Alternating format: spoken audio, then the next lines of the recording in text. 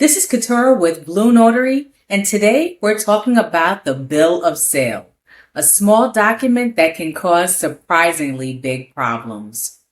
One thing up front, this video is for people preparing a bill of sale for someone to take to a notary, not for the notary to fill out.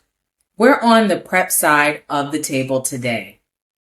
A bill of sale records the transfer of something, most often a vehicle or a boat, between two private parties. It's a short document, which is exactly why people underestimate it.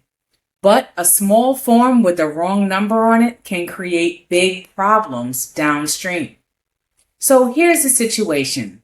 Two private parties, a buyer and a seller, completing a sale outside of a dealership. Someone selling a used car, a motorcycle, or a boat. The DMV or the titling agency in some states wants a notarized bill of sale to process the transfer of title.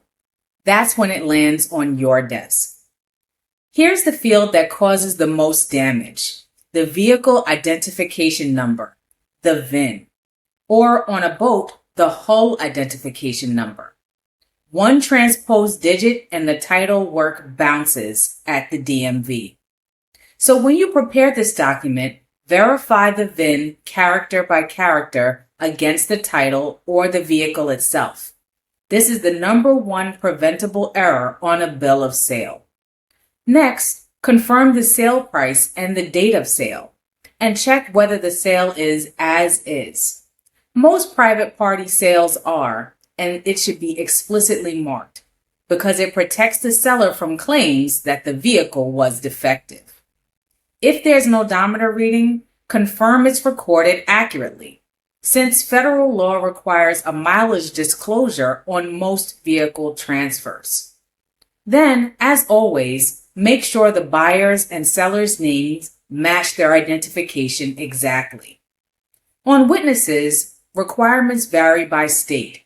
A few states want a witness on a vehicle transfer in addition to notarization. So check your state's rules before the session. And the remote notarization note here is a practical one.